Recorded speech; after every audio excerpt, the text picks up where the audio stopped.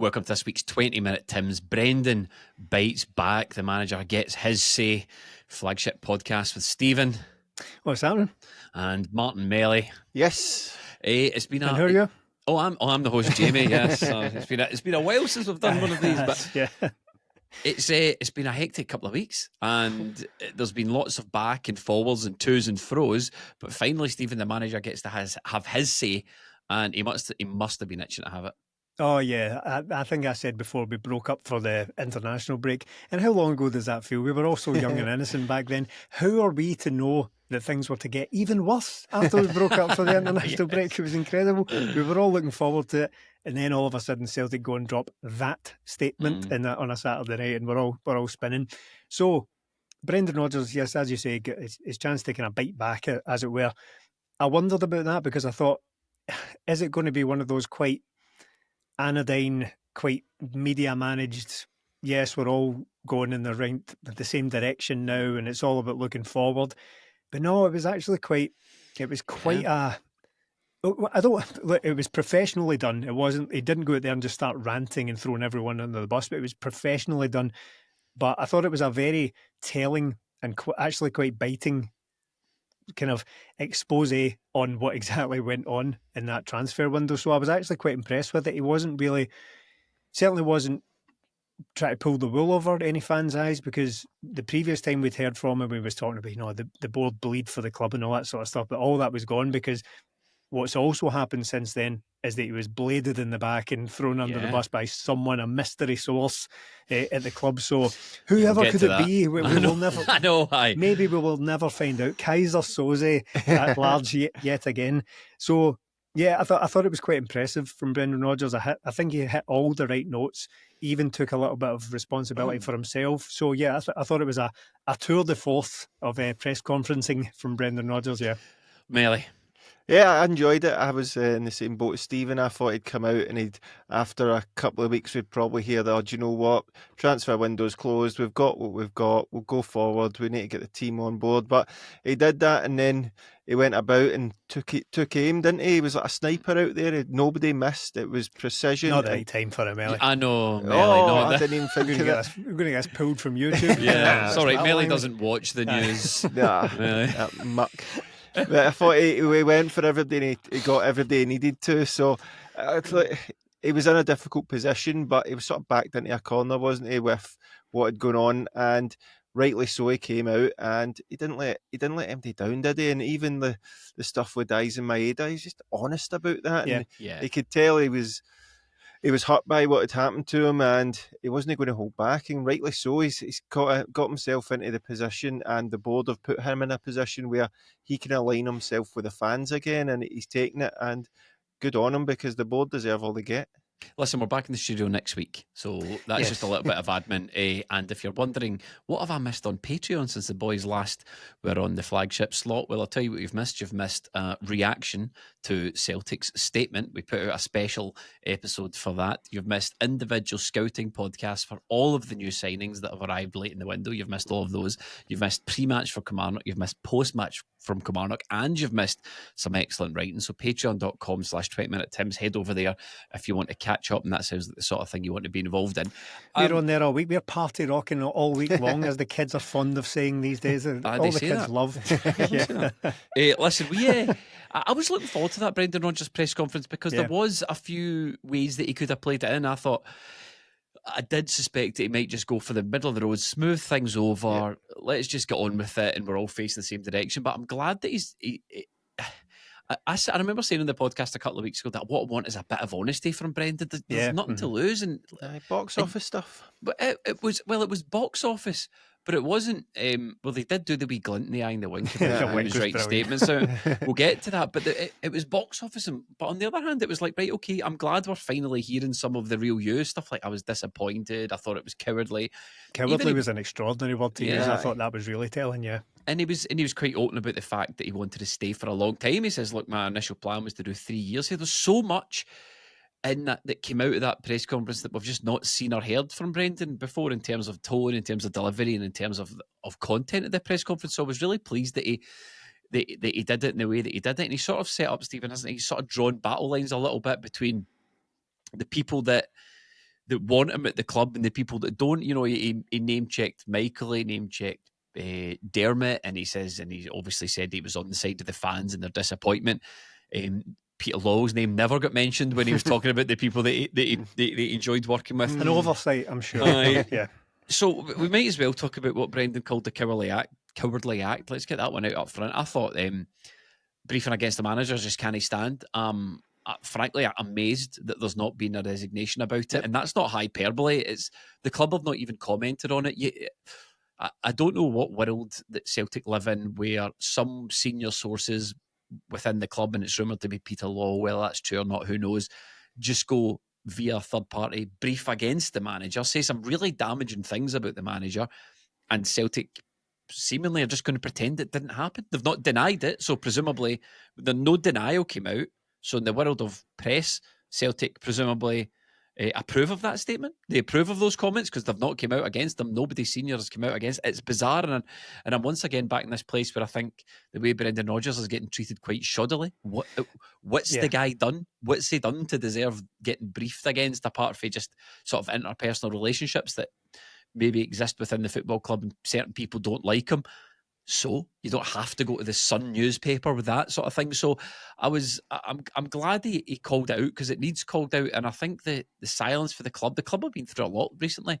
They probably want things to blow over, but you can't have that. You can't just have that lingering there, knowing that someone's senior within the club, and then just what you approve of it. The fans it needs addressed. And honestly, I know there's people calling for resignations of absolutely every day. You know, everyone needs cleared out left, right, and centre, including the manager sometimes. But to me, that seems like fairly straightforward. You briefed against the manager of the club. We're all trying to achieve something here. You're out briefing against them. It's come to light. You need to go. Yeah, and not for the first time recently, I'm going to use the word disbelief to describe my feelings towards it. I could scarcely believe what I was witnessing yet again. I said very similar things, almost that word for word after what happened during, or rather didn't happen during, the transfer window. So for that to come immediately after that, again, I could, again, I'm trying to find different words than disbelief here, but I'm struggling to find any that are more fitting. I do not know what the aim was with that. I cannot get my head around what we were trying to achieve. I say we as in general. I'm not talking about the club here. That was clearly the choice of one potentially rogue individual who went and did that, right? But I don't know what the aim was. Whether it was a very desperate, almost transparent attempt to get Brendan Rodgers to chuck it there and then, well, fine, but it hasn't worked. So where does that leave us? And as you said, Jamie, no one's denied it. No one said it would be the easiest thing in the world for the club to come out and basically even acknowledge it and just say, look, there's going to be an internal investigation into what's going on with the communications of the club. We do not stand by this statement. This was the act of an unknown individual, and etc., etc. So they've just left it there. They've left it hanging there like a terrible fart in the air, hanging over the entire club. And all it's done is confirm that club's sources talked to the Sun. Now, as if we didn't know that already. I think that was fairly common knowledge, but there were still a few stragglers saying, "Oh, it's just that Roger Hanna making things up just to try and destabilise the club and all that." Well, Celtic's inaction and Brendan Rodgers having to face questions around it has all but confirmed for each and everyone paying attention that the club used the Sun to get their snidey little backstabbing messages out there. And not for the first time either. Brendan Rodgers also said that. He said it's happened when I was here the first time, it happened after I left, and now it's happened again. So this is the third time, at least, that we know of that someone has briefed against Brendan Rodgers to the Sun. And it's unseemly. Quite honestly, it is. We came out of the transfer window talking about how the club were acting in just a profoundly unprofessional manner, and this is the icing on the cake of that. It's embarrassing to be conducting these in public, and I don't know how anything recovers from here. What we're going to have to do is, I think I saw, to give him credit, just a sentence came to mind there. Alan Morrison of the Huddle Breakdown said, just start the divorce proceedings because this relationship cannot be saved. We may as well just cut all ties. So what we're going to have to do is just separate everything out. The manager and team are going to have to just get on with playing football and trying to win things this season. The rest of them can run around scrabbling whatever whatever weird tactics they have in the media to try and save their jobs, but it's too late for that now, in my opinion. I'm kind of. I just think someone might have overplayed their hand out a wee bit here, Oh, Nelly, yeah. because look, we've all got our own individual thoughts on Brendan Rodgers, but the fact of the matter is, last season was a successful season from Celtic. It wasn't absolutely outstanding. It was a successful season for Celtic. We did well. It was definitely something to build on. You move into this window and the opportunity arises to build on that through transfers, and then you go again this season.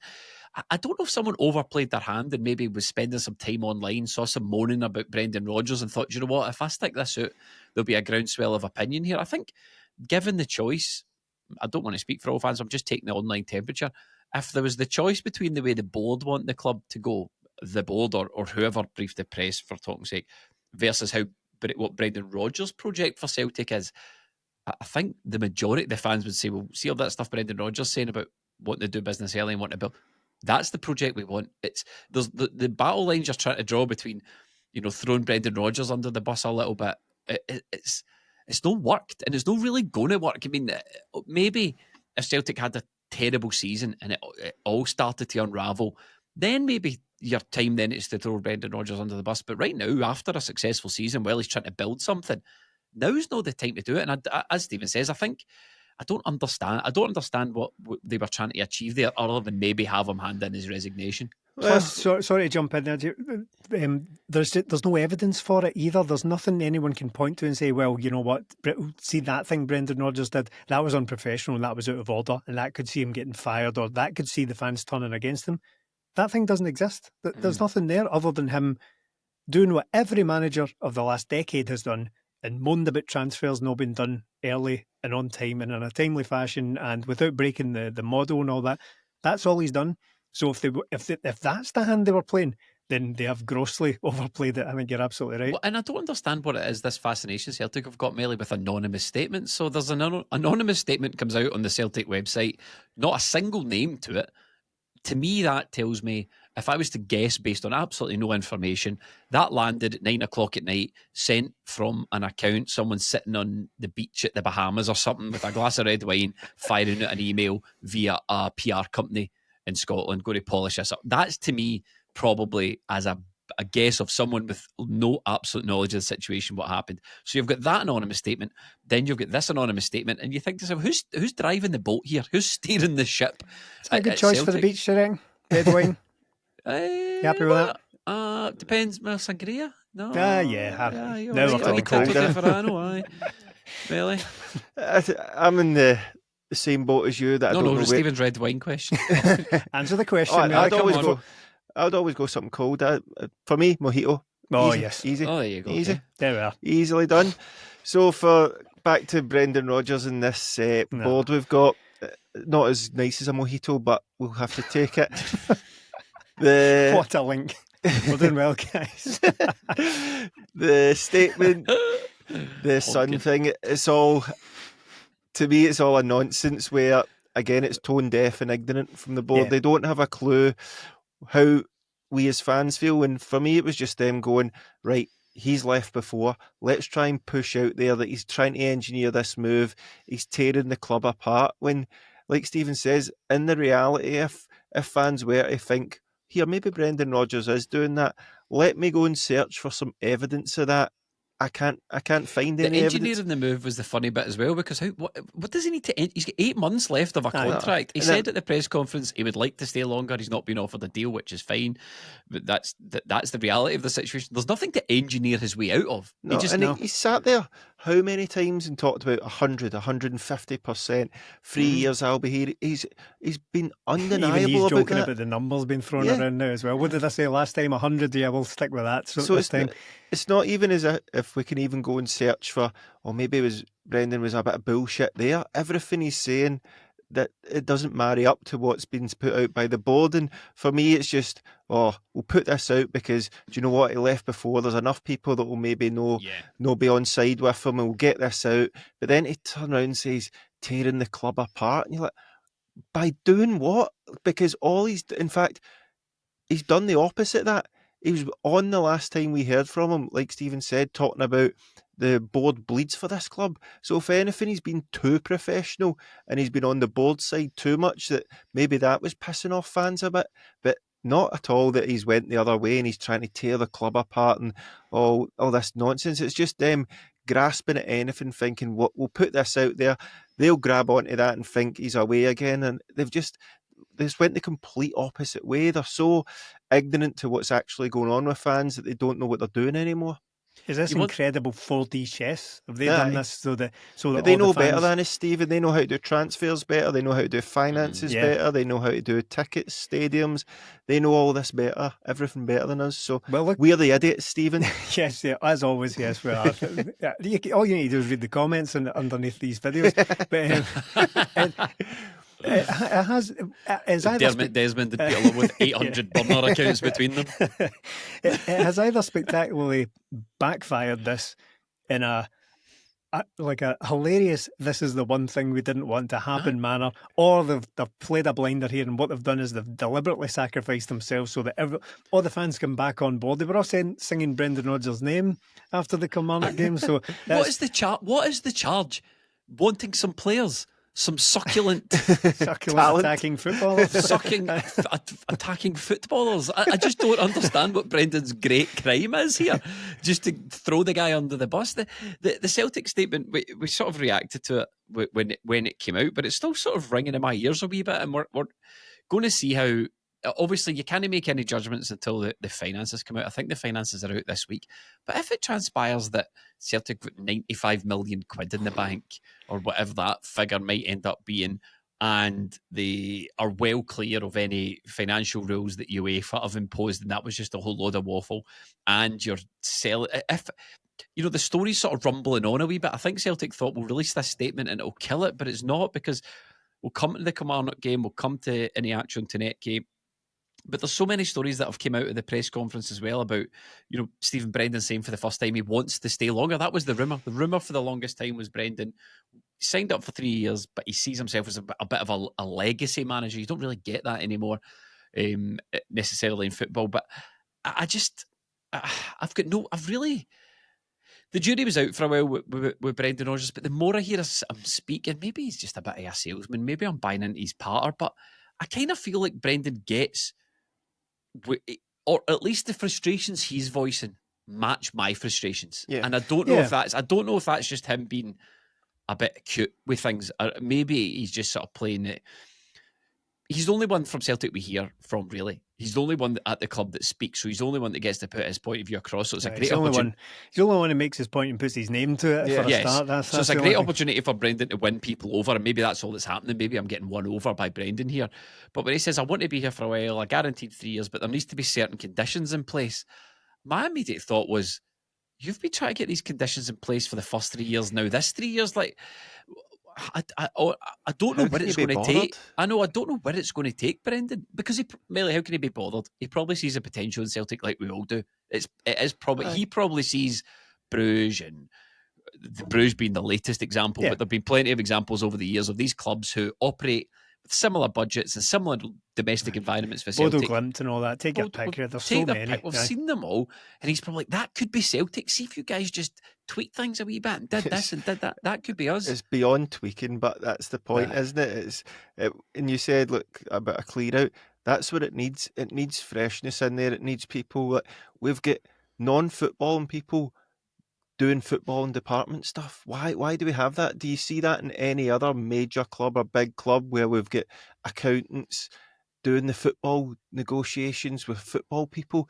We're getting laughed out the building because we still think this is the way it's done, even though it's not been like that for 10, 15 years. Football's evolving. Celtic are getting left further and further behind. And if you're thinking Celtic are just going to change and get one director of football in, it's going to change. It's not. It needs a clear out. It needs fresh ideas. Let me just stop you there. We've got no idea how Celtic conduct transfers because they don't tell us anything, which is a big issue. The subject of communication has been rumbling on for a while, but we have no idea. Like the communication vacuum that exists at Celtic allows rumour and speculation to run rife, and people have lots of stuff that's just accepted fact.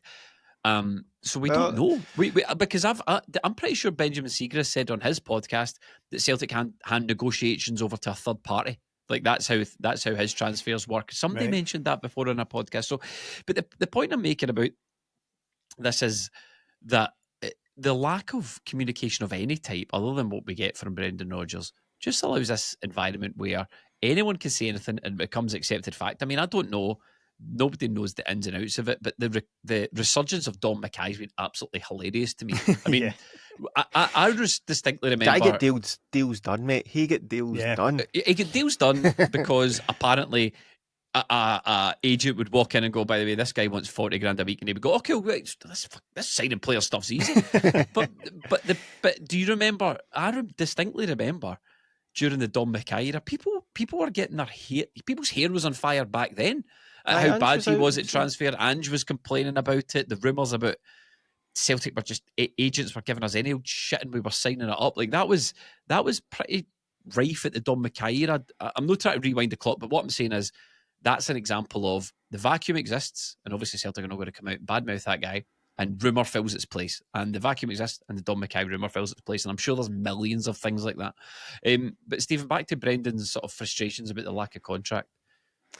Well, yeah. So it's the first. Well, he's always been relatively open to the idea, because it was always going to be do you remember that was going to be the biggest problem this season about how the media aren't going to shut up about Brendan Rodgers' new contract? Remember, we were all terrified of that being the problem this season. Maybe it is 4D chess. Maybe they thought if we make an absolute arse of this window, nobody will be talking about his contract. Yeah. So he's always been open to the idea of extending, but again, he reiterated that thing about certain conditions have to be met and have to exist, and that's my heart sank a wee bit when I heard that, because I was like, but that's been the whole thing all along. What are those conditions? And you could, I suppose, with what you've just described there with the communication vacuum, you could read into that whatever you want. You could say that maybe that's, look, if I'm going to stay here, that guy, Mr. X, who could I be talking about, has to go because I can't work under these conditions. Whoever it was, wink, wink, that briefed against me in the press and continues to do so, that guy has to go. Or don't name him. I missed, for talking sake, it might be a Mr. P. Law. Well, no, that's too obvious. Peter L. Yeah, Mr. Peter L. For example. Yeah. So, but that doesn't fix things, does it? No, it doesn't. But that's what I mean. So there could be anything in those conditions, all the way from right, that guy has to go because I can't put up with this anymore. It's just an unpleasant environment to work in, to have you constantly betraying me like this in public. That's one of the conditions. But then we're back into the realms of exactly where we were 2 years ago now, when we were talking about when Brendan Rodgers came back.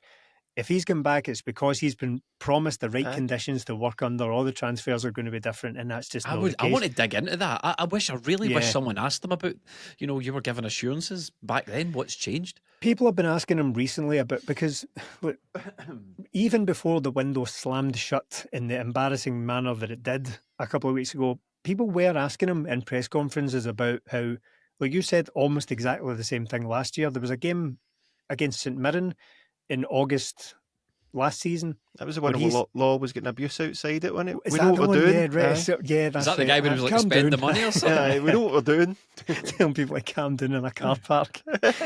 Incredibly undignified. But so so after that game, Brendan Rodgers was asked about it, and he stated clearly there and then, we shouldn't be going into the last week of a transfer window in the position we're in. Fast forward a year and it's even worse. So what is it going to take to fix those things? It's going to be a complete and utter gutting. Look, I've been very much on the fence about Brendan Rodgers extending a new contract, but it's separate to all these issues. It's just because, as I've said before, but it's worth reiterating in case anyone misconstrues my thoughts on it. It's just my preference to refresh things every so often and get new ideas into the team, new players. And part of that is just probably changing manager. But I'm very open to the idea of Brendan Rodgers staying on. But it's so unlikely, because for me to think that's a good idea, everything else has to go. But is this not what the fans want anyway? Is this not what we're all pushing towards? Is this see all these conditions that Brendan wants met?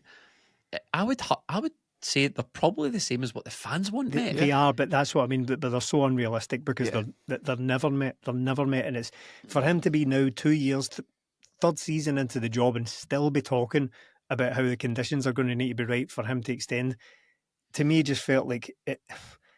I don't know, there was something quite sad about it. In fact, do you know what? Brendan Rodgers described the feeling of the closing of the transfer window, the slamming shut of the transfer window, as leaving him with an empty feeling. That's how I felt immediately after him talking about how, see if we got all the conditions lined up. I was just like, it's the same old stuff. It's not his fault. I'm not blaming him for it at all. He should be. He should be expectant of just the baseline of professional working conditions being granted to him at this club, but he's not. And I just thought, if he still believes this now, I feel bad for him. I feel bad that he's a phrase you used earlier about how he sees the potential in Celtic, and he probably still does. But he's a dreamer if he thinks it's going to happen under this setup, under this board. It's never going to happen. Melvin? It's why I'm the same as Stephen when we spoke about it a few weeks ago about would you want Brendan Rodgers to stay on? Well, yes, I do, but I don't see a point in it because it's just going to be this next year and the next year. We've seen it with half a dozen managers at Celtic, and look, the board will probably look at this and go, right, we need to ride this out, and what we'll do is Brendan will leave in the summer, we'll bring in a new manager, somebody will lose their job, and then we'll get in a new manager and they'll all forget about it. The same as after the COVID season, we wanted massive change. What happened? Peter Law was stepping aside, then we brought in Ange, people got on board with that, and then a couple of months later, Law was back in the building. It was like a Twitter break, wasn't it? Well, back. Taking a break, he changes his wee profile picture to the wee black circle. 2 weeks later, back, lads, in a different role. So that's exactly what I'm thinking is going to happen now. What we want as fans is massive change. You don't want people just out of a job for no reason. But look, Don Mackay get emptied after a couple of months, and he never done as much damage as the current CEO right now. This has been window after window. Celtic seem to be failing. Don Mackay get one, and he was bulleted. This guy's had 6 or 7 that he's got wrong in a row. So it's a pretty indefensible record, isn't it? Yes. Yeah, and if you could say, look, Law needs to go because that name's just going to be stuck with that, so that has to go. Michael Nicholson, is it ever going to turn around with him? Because every bad transfer or every player Celtic miss out on will be on him. That's Stephen's right. For me, it needs gutted. We need new ideas in. We need new people in, but we need football people in there as well that understand what negotiations are and how to have a strategy for a team. One of the most damning things about this whole thing was Celtic supporters associations met up face to face with Michael Nicholson, sat down, asked him questions, walked out of that meeting, and all voted a no confidence vote. See that we'll get to the fan action in a bit, but that stuff is like something for the 70s, like meeting. Yes. No, I'm not saying don't do it, but if you the total extent of your communication with fans is having sit downs with tea and biscuits with Celtic supporters associations, just let me underline, I'm not saying that is pointless. What I'm saying is if that's the sum total of how you reach out to fans, you might as well not call it reaching out to fans. Yeah, and I found it very interesting what Brendan Rodgers said about the guys above him in the press conference. Again, going back to that, I found it quite interesting the way he framed it, because he, again, was very professional about it. He's not been personal. He's not been abusive to those guys who are, pretty publicly failing, and humiliatingly so, particularly in that transfer window. But he started describing them as honest and hardworking and all that. And I thought that, do you know what? Actually, I heard Aidan McGeady talking recently on some media outlet. I can't remember where it was, but he said that, particularly in players' case, but I think you can translate it to any walk of life, no one ever wants to be described in their job as honest. No, that's not, it's not complimentary. That's basically, he tries hard, but he's completely out of his depth generally. That you never say the word honest about. You wouldn't say Ronaldinho was an honest footballer, would you? It just that just happened to be the name above Melly's head just now. But it's, that you don't describe proper, talented footballers as honest. You describe hard workers as that. And yes, Michael Nicholson might be in on Christmas Day feeding kids, underprivileged kids, and all that. That's not in question. That's not what we're in dispute over. It's the ability to operate at the levels that we require of them in the transfer market and in European competition. And they've not got that. And Brendan Rodgers, again, I would even say he's been defensive of the board quite recently, just up till very recently. But he's not He's not defending them to the point where he thinks they're doing a good job. No. He's just saying they're trying hard, and it's a completely different thing. Really? Yeah, it's no good enough. I was at the sort of fan meeting last week, and the main thing that I took away from a guy describing that meeting with Michael Nicholson and the associations was they talked about communication, and Michael Nicholson said to them, "Yeah, I've got a wee highlighted bit on my wall that says need to communicate with the fans better." And they basically just burst out laughing, like, "Really? That's it?" So that's the level you're dealing with here. Oh, I was going to get to that. I've actually got it highlighted, but I've just forgot about it for the last 8 months or whatever it is. That's the level you think, oh yeah, I was going to get round to that, but I haven't. No, that's incompetent. That's not good enough. A football, like Brendan said, the quality of life's the quality of communication. Yep. Also, don't get it, meaningless, but sounds good. It sounds good. It's one of those ones where it's going to be up in the changing room next year. He goes, the quality of your life is the quality of your communication, and your immediate thought is, doesn't make sense, Brendan. Yeah. I'm surprised the more people haven't noticed that he dropped a high performance. Oh, right, within the first couple of minutes. That's high performance. Like, yes. Brendan, please. Yep. We all hate this high performance guy. It's like from Steve Bartlett to Windfall. Listen, is Brendan escaping a wee bit too much here? I mean, there's been, of all the leaks that have come out, and there have been many, and Brendan Rodgers did accept responsibility himself for not winning the home tie and the performance against Rangers, and said these things weren't sort of good enough, but he felt like the team was playing in slow motion. And I've expressed before that maybe, teams all need refreshed, and we're just not refreshing ours, and there's a reason why that needs to happen, and players hang about too long, and we'll get to Daizen as well. That came out. But is the manager is he getting, is this board stuff masking criticism for the manager, Melly, or do you think it's all divided, it's all fair? Well, I said after the Rangers game, I was at the game, and you could really feel it turn there, because every time Celtic went back, like, what are we trying to do here? What are we trying to achieve? This is a Rangers team that gives up chance after chance to every team they've played so far, and we're barely creating anything against them. So, yes, the manager probably did get away with that, but that was the board's fault. They just had to let it play out, let the games play out, and it probably would have played into their hands, but they didn't. They had to put out statements, they had to mess up deadline day, and then it's just went on from there. But Brendan Rodgers, again, it's that one, like, should he be doing more with these players? Probably. But I said at the end of last season, you're asked him to go back to the well with the same players, except you've taken a few of those players away, and then it's the guys that weren't going to the well that are going to the well now. It's just no good enough, man. And there maybe should be doing more. But as well, sorry, I know you're trying to go in there, but when you look at it, going to Ibrox, Adam Ida couldn't play, Yang couldn't play, you had Balakwisha flung in there. There's Daizen Maeda playing, even though he's probably thinking, I'm moving tonight or tomorrow morning. Yet we couldn't go through with that. So you've got 4 or 5 players uncertain about their future going into massive games. It's a shambles. It's an absolute mess. It's unfair. Brendan Rodgers used the word uncertainty. You had half a team out there uncertain of their future or what they were doing in the next day or so in the last week of the transfer window. It shouldn't be like that. But just on what I was trying to cut in and say was, Stephen, when it comes to Brendan, and one criticism I might have, I kind of can't follow what he's talking about with the transfers. So we sat all summer with, I mean, obviously disappointed with the business get done, the fact that it's done late, but I'm not sure he's communicating that well enough, because he's making it sound like the whole window was a busted flush. We got wind that the shopping list for the window was 2 wingers, a left back and a striker. That was what we wanted to get in the last week. Those guys arrived. Yes, they arrived too late, but they still arrived. One thing that confuses me, though, and I can't quite track, is I sign all the players. Brendan signs all the players.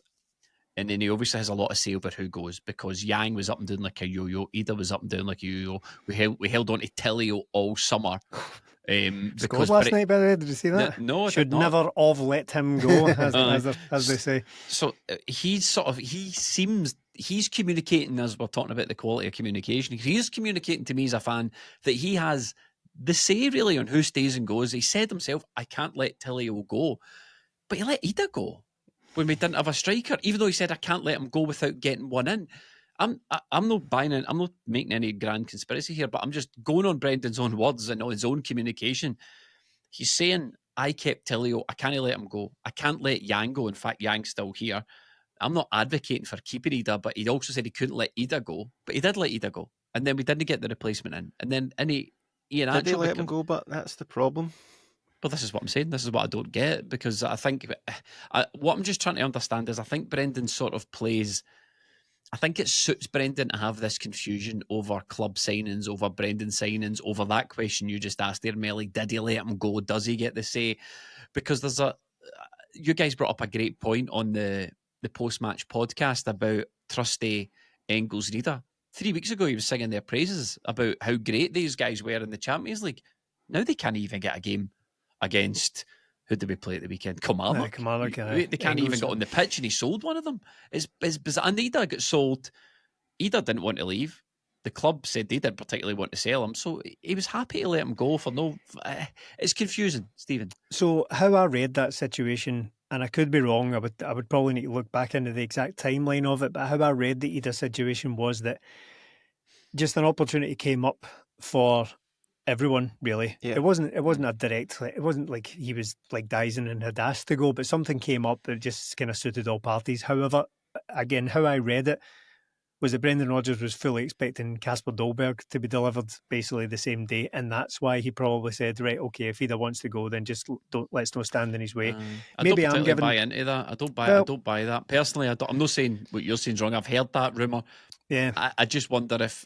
Would you not check how far along a transfer was before you sold a player? Yeah, I mean... But it's the player as well, because like Brendan spoke about with Daizen Maeda, it's his career. It's the best thing for his family. If Adam Ida, Celtic accept a bid and he goes down and Brendan Rodgers calls him back and he goes, look, I want to go. I just need out of here. It's not worked out as I was thinking, but you're getting money back for me. Can I just go? What good's a guy like that going to be for another 6 months? Did that happen, or are you just surmising? Because there's been no stories to that effect that came out. Well, I heard that Rodgers was furious that he got let go down to Swansea the first time, and that's why he was called back.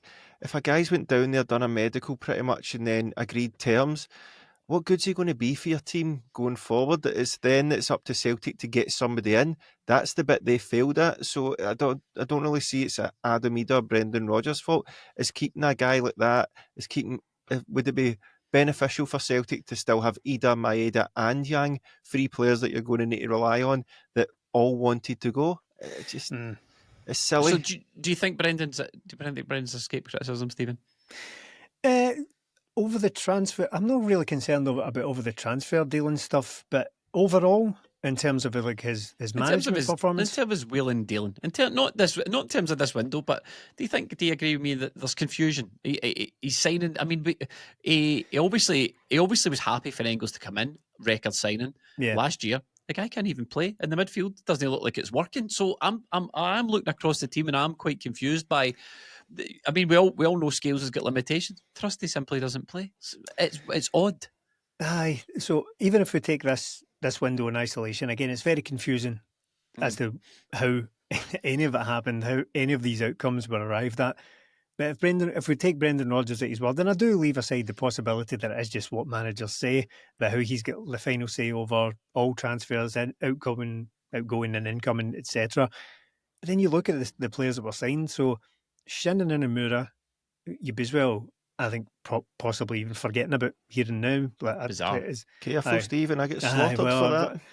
You can't go writing players off. How's that working out? But maybe Shin less so, maybe because he's at least featured some. But I reckon is Shin in the Euro squad? No. Okay. No, neither of those. So neither of those guys are in the European squad. They've now fallen out of the squad altogether. They're not on loans, so they're basically just going to rot for a year. I don't even think Shin will qualify for the B team now. Know that he would want to play for them anyway, and that takes me on to the next guy, Jemai Simpson-Pusey. You can, I think, effectively write off as well. Not in the European squad, hasn't kicked a ball. Was on a bench maybe. Was he on the bench against Kairat? Hasn't kicked a single ball for Celtic. So there are a number of things that happened during that window that are very confusing. If Brendan Rodgers did sign off on all of these guys, so. Is he escaping criticism? Probably not, because he deserves some. Certainly, if he's put out there putting his name on these transfers and yet completely ditching them from the squad weeks later, then that's, again, I don't know what that says about anyone who's operating in these transfers. It's a bit odd, isn't it? Yeah. But for me, when Brendan Rodgers came back, he did say, look, I'm here to coach the players. It's all the club signs him. I coach them. He was very specific about that at the start. But what you've been saying all summer, Jamie, is, look, we've been sitting here going, I've been sitting here anyway going, I'm really worried about this. And you said, we'll get the players in. I've no doubt about that. And we did, but it was a shambolic way of doing it. But you said, look, Brendan Rodgers is probably getting handed players and he's going, do you know what? I'll take them just now and then I'll get the better quality ones towards the end of the window. And now you've flipped on it and going, he's been confusing. So what one is it? So I think the way that things work with Brendan is he gets shown a play and he goes, I can work with him, bring him in. But it doesn't necessarily mean he's going to be a first team player. He knows that he needs to bring players in. He needs to develop them for what the club want to do. Some players are, but that's not unusual. Players come in at all levels, at all clubs, at all times. And I think that's the situation that Brendan finds himself in.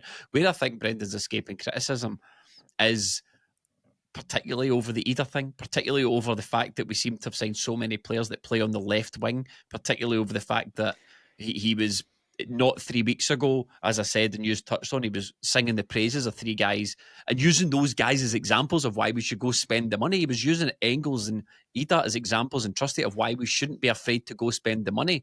I know those guys look as if one's gone and 2 of them look as if they'll never get in the Celtic team again, depending on what happens. Is this not the problem of the mess we got ourselves into? Where were Backfired, Tounekti and IHEANACHO on the list? Were they even on the original list? So it might be, all right, we're down to the last day, the last hours. Backfired was definitely on a list. Yeah, He's been on, we chased him he was for on long last enough. year's list, I know. But we got ourselves into a state where we're just going to need bodies in, because we just need to figure it out from there. Because, as you say, Maeda's best position is left wing, Jota's probably left wing, Yang's is probably left wing if he has a decent position, Backfired, Tounekti, we're just overloaded on that side and then nothing in the other. And it's that squad. Like, Brendan Rodgers might say, I need the players in, but if you were going to him, what players would you like? There's no chance he's going to pick all this. I've got this clawing urge to be honest, though, right? And I need to be honest. I sat on this podcast a couple of weeks ago and went, if we can't beat Kairat, it's got nothing to do with the players. It's got nothing. We should have the players to beat Kairat. And I know, and now I'm thinking, well, is it not just all kind of suiting Brendan a wee bit? I know I'm playing both sides here, and that's my job as the host of the podcast. But it's kind of like maybe the board went to Brendan, look, we know what you want. You know what we do. We'll wait to the end of the window and get them in, and it'll save us a fortune, and it lets us know where we are. Don't worry about it. There's money there. The money will be spent, and we'll sort it. Brendan wants them in. Brendan wants them in early. Of course he does. But does he need them in early? Is it absolutely critical for the qualification of to get through the Champions League? And now it's not happened, and he's like, "Oh, I told you we needed these players." But that's I think there's a lot of fog of war going on here.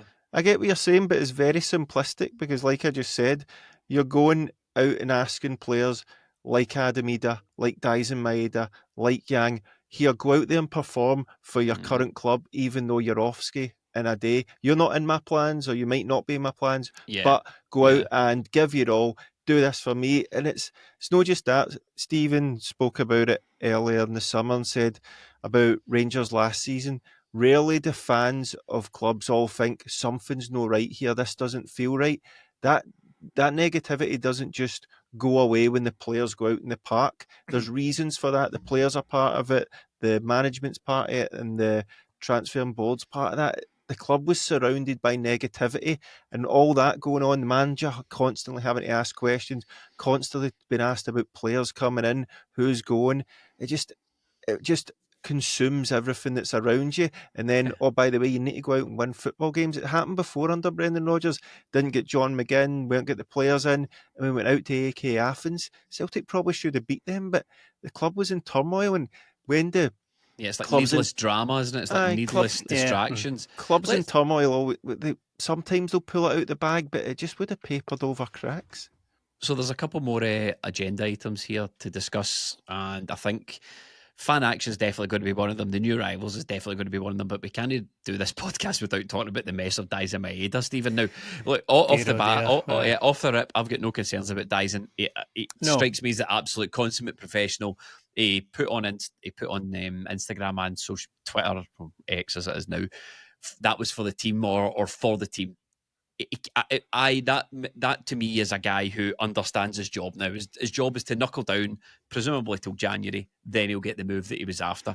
But it did transpire that he wanted to move in February, or last February is when he first made his intentions known at the club. That last minute notice, February to the end of August. What do you want us to do? You only gave us that 8 months ago. And then, by all accounts, he thought he was leaving right up until the last day. Every day at Celtic, just turned their mobile phones off and pretended it wasn't happening, and he doesn't go. And that's not what we sell players, is it? We don't sell players that dream. No, it's just bad treatment, and it feeds into what Melly's describing there about just fostering a bad atmosphere around the club. And I'm not talking about how Daizen is just going to be disruptive and tearing the dressing room apart and all that, but if you treat your employees badly, then it does start to sort of permeate into all aspects of what your company, what your club is, and it's just not a way to behave. I'm not saying they should have bent over backwards and you should just agree to every single demand that players make, including leaving the club right here and now. Sometimes you just need to prevent these if you're absolutely desperate for players. But at that notice, I think it's poor from Celtic, not only for the player, because Brendan Rodgers was actually refreshingly honest about this stuff as well. He could have easily just turned around and said all the usual stuff about how, he asked to go, but the full focus is on the rest of the season. Brendan Rodgers outright said that move was what was best for the player, for his family, for his life, everything. So he said that was the best thing to do, was to let Daizen go. And again, I want to just sort of acknowledge the other angle of that, where people will be keen to say, "Oh, tough shit, he's contracted to Celtic." But the other angle is that right now, well, not even right now, in the last month or so, right, Daizen Maeda was at his career peak value. Yep. Celtic should have sold him. Yeah. That is a player that, one, wants to go, two, is the most valuable he's ever going to be in his career. It's a no-brainer to sell that guy.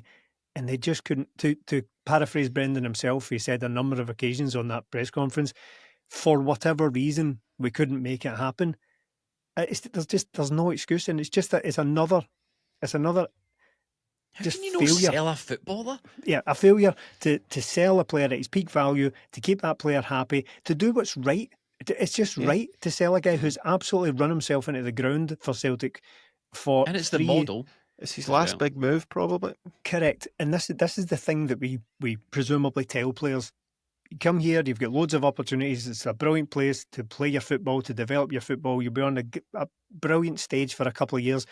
But then we won't be all that difficult to deal with when you're ready to move on to that next level. When you get a great move put in front of you, Brendan Rodgers knows better than anyone what it's like to be given an opportunity of mega money or a different job. He knows better than anyone the temptation of that, because he's been there, and he's out there being sympathetic with his most productive player of last season and said we should have got rid of him. It was the best thing for the player, for his family, for his life, for the club.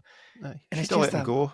Yeah, and it's just a baffling and inexplicable failure to not capitalise. Not only, well, again, to use the other angle, that guy was a very valuable footballer. Now he's not.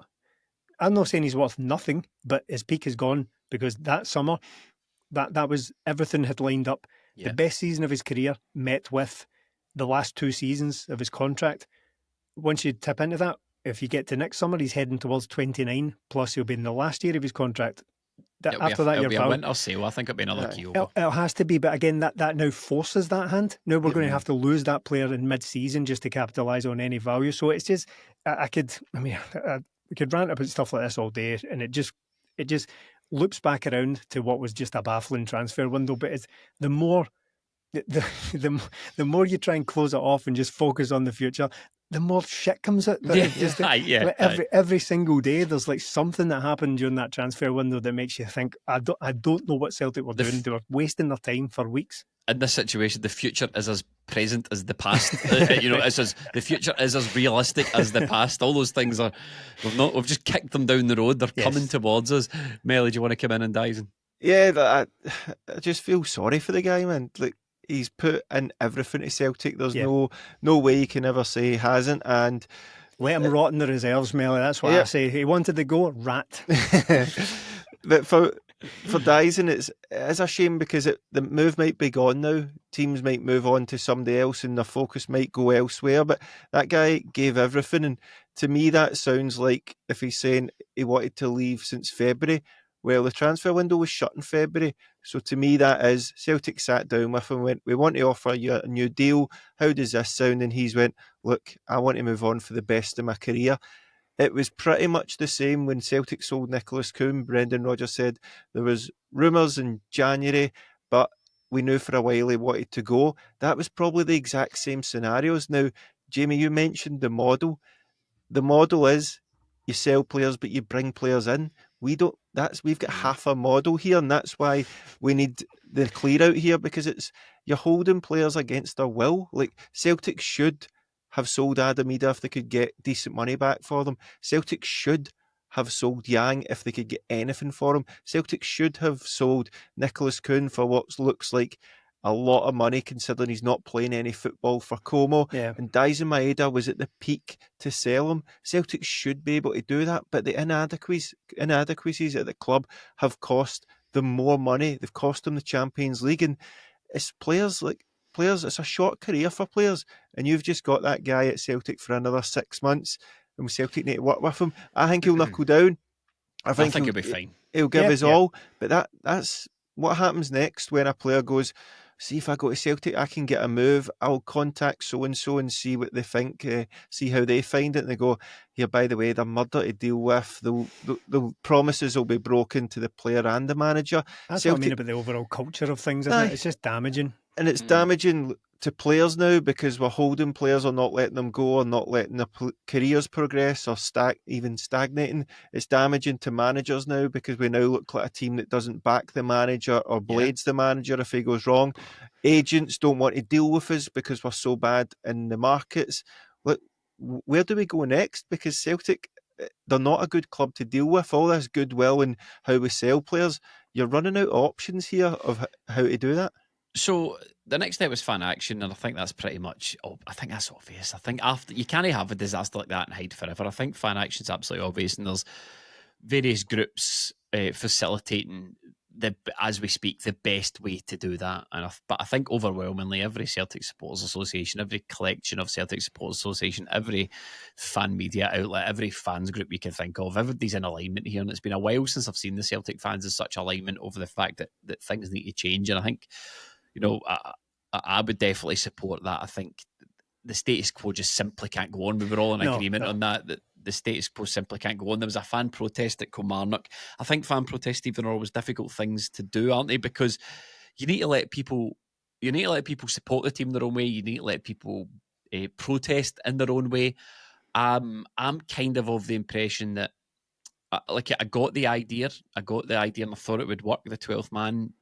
After seeing it at Killie, I've kind of come around to thinking, do you know what? I suspect more people than not would just rather go and watch the team and watch the game from the beginning. That doesn't mean that fan action should stop. It doesn't mean that I'm saying that particular element or particular way of protesting should stop. But I'm just wondering if there's maybe I don't have the idea, but I just wonder if there's a more visible, better way to do it. Because I think the only way we're going to get change as fans is to have the sustained pressure and to have the unity and to have everyone working together. But it also needs to have impact. It needs to have visual impact as well. Yeah, I think that's an important word to use, is sustained, because it's going to take a long time. Yeah. We're in it for the long haul. Yes, there have been rumours that a certain person might be stepping down and retiring, but that's not enough. We can't have a patsy. We can't have just a sacrificial lamb.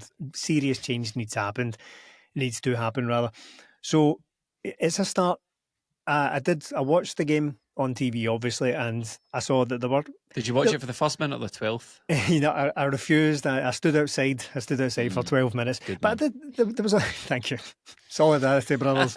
But there were a lot of people outside, but there were also quite a lot of people in the stadium. I think it's a broad church, Celtic, right? I think you need to leave aside the fact that yes, there will be people who want to go along and support the team no matter what. There will be people who will happily take whatever action is necessary, as long as it's peaceful and legal. They will take any action.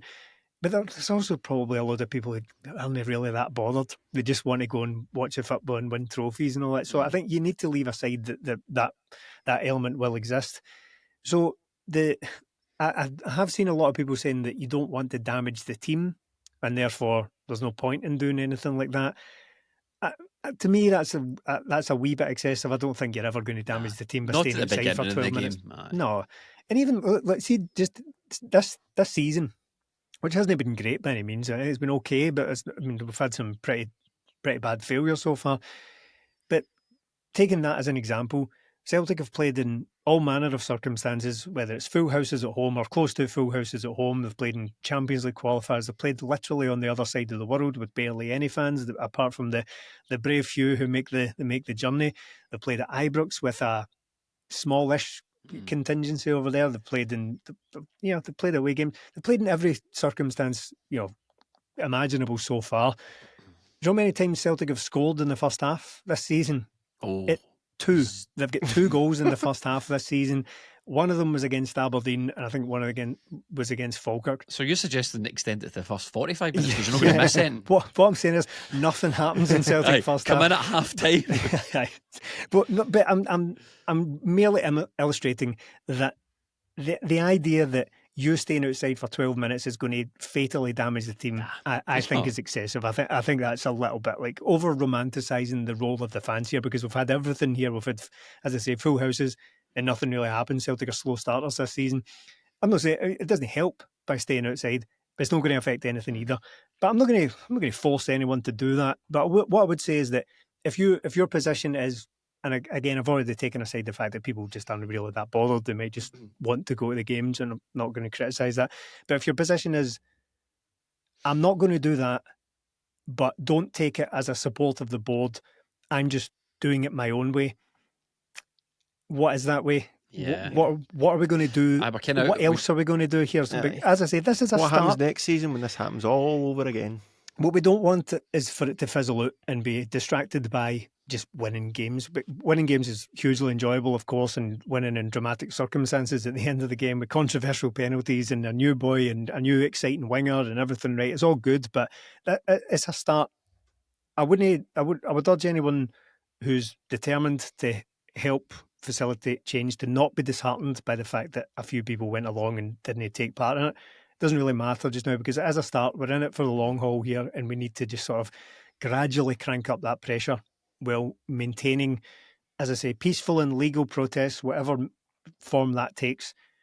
But it's a start, and we'll see how it goes. But there's always going to you couldn't hope to get every single person on board, because Celtic's just too big a support, too broad a church to get absolutely everyone on board with anything. And quite frankly, there's going to be people who just plain don't agree with it, and people who say, "Well, sure." Yeah." So it was. I wouldn't be disheartened by the fact there was a few hundred people who just decided not to do it. I don't think that's particularly relevant at the moment, but we can just strap ourselves in and get ready for what could potentially turn into a bit of a long fight. What's your you were at the meeting, you represented 20 Minute Tims at the Fan Association meeting, and there was a lot of people there. What was your sort of general feeling at the meeting? What was your takeaway from it? The unity, that was the main thing, but it's the way to go about it, like you guys are saying there. There was, when it was originally 10 minutes, the first 10 minutes, and it was sort of put out there. There was less than 10 people in the room, if I remember correctly, that didn't want to do that. The rest was majority all wanted to do that as a start. And then what's going to happen now is there's going to be a steering group to see where it escalates to next. Nobody in the room for it was going to be a quick fix. Nobody in the room, there wasn't total agreement of who has to go. Some people think it's Nicholson and that, like, some people think it's Desmond, and then there's how do you get Desmond out? So it's all people just batting about ideas, but everybody wants the same thing, but it's finding that way of doing that everyone agrees on, and you're probably never going to get that. No. But what you need to do is just go with the vast majority and then go from there. So yes, it's going to be the long haul, but look, I'm in it for the long haul because I've sat here for 10 years talking about this, and it's the same thing every season pretty much, bar one or two where we've got Ange doing well or Brendan doing well, but it always comes back to the same thing with Celtic, and it's always this. So this is the bit that needs to change, and we just need to figure out the best way about going about it. So about 10 years to the week ago, we recorded the first ever 20-minute Tim's what was flagship podcast, and the opening line on that was out of the Champions League, out of the transfer window, out of ideas. And it's so funny, as you say, Melly, to be sitting here 10 years on, and I should have actually just ripped that. If I was more switched on, I would have began the podcast with that. Look, let's finish on a couple of positives. And there are positives. IHEANACHO, that's IHEANACHO. He scored his penalty. I'm so pleased for him. I always feel like I feel bad for players that come into a club under a cloud. I think, especially if our players had a hard time of it, coming into a club where and these players kind of get the vibe now, where the fans don't want you. You know, there was quite a reaction against IHEANACHO coming in. I think benefits him the fact that Brendan Rodgers has worked with him before. Brendan Rodgers knows how to get a tune out of the guy, hopefully, and Brendan Rodgers was quite keen to bring him in by all accounts when he figured out he could get that deal done. I'm glad he scored his goal. I'm glad he ran it. We need to get behind the guy and get him motoring, and I think he stand the best chance of doing that by supporting him. Tounekti, really impressed with him. I was really impressed with him. I think we did the scouting report on him. Alex called him, exciting, a really interesting winger. Brendan Rodgers said that that's a Celtic winger. It was so refreshing, wasn't it? Taking players on, and the Kelly defence had struggled with him. He looked as if he was really up for it, really enjoying it. So I think those are two potentially quite positive. Tounekti more than IHEANACHO. I think there's a bit of runway needed to get IHEANACHO up to speed, but Tounekti looked really fit, really interesting. I'm quite keen to see how his Celtic career unfolds, Stephen. A hugely positive start for him. IHEANACHO, I think he's got real potential cult figure. I think that could happen for him. I think it could be quite similar to the Aaron Moy thing. I don't mean they're like identical as players or even their style or whatever their background. I just mean that they look kind of totally different, don't they? Very, very much so. Yeah. So the reason I talk about Moy is not because they're similar as players, but there's something of the underdog about the story. Yes. I mean, I was as vocal as anyone. I'm not going to pretend that I didn't sit here a couple of weeks ago and called the transfer basically embarrassing, right? But that's because of the circumstances. Nothing to do with the player himself. I just thought the desperation displayed there reminded me of, as I say, going out and get Carlton Cole or something like that. Just like a guy who used to be good 5-6 years ago. So that aside, that's all gone now. I really want him to do well, and it is entirely possible. Good for him to get his goal, but Tounekti, I think, it reminds me in two ways of Jota now because, quite aside from style of play, but because you just said that Brendan Rodgers described him as a Celtic winger, and that's what I remember saying that about Jota when there was all the talk about how, like, when we could potentially sign him permanently, or when Brendan Rodgers had the chance to sign him permanently after his career had gone off the rails a wee bit. We were talking about whether Jota suits Celtic or whether he suits Brendan Rodgers, this current iteration of Celtic. And I just said, look, that's a Celtic player. It doesn't really matter who the manager is. If you can't find a way into your team for Jota, then you've got the wrong ideas, quite frankly. So that's kind of what that reminded me of. And his debut, albeit it's just a debut so far, it's just an impressive start, but not everyone manages that. So that's a really good start. But his debut reminded me quite a lot of Jota's as well. I think he played at home to Ross County, and it looked very similar to that. Really, really desperate to impress. Sometimes with attacking players, they can have a tendency to try too hard, and Jota did that as well. Yeah. Tounekti had the kind of wild shots, the trundlers into the near post, the ones that were flying out towards the corner. But he had a couple of those as well, but that's because he's desperate to impress, and that's kind of, as an attacking player, you do feel the kind of the burden, the pressure to produce something like that as early as possible. So I'm really encouraged by that. It's a breath of fresh air to have a guy who's so willing to take his player on every single time, and it's just a debut, but Balikwisha hasn't had that to the point where people are even kind of looking at him going, I've not seen anything from him just yet. Normally, again, it's only a couple of games, but normally you would see something of what they're going to bring, but we've not had anything out of him so far. I do have sympathy in that, like, as we said earlier on, we've just signed a load of wingers because they're wingers, not really thinking of as to where they're going to play.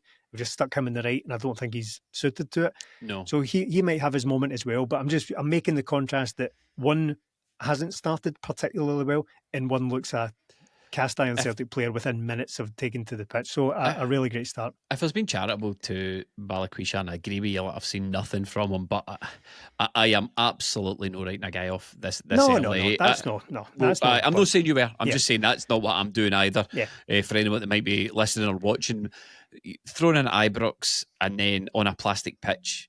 Yeah. I can Welcome understand. Scotland, I know he's not had the best injury record. There might be a bit of nerves there.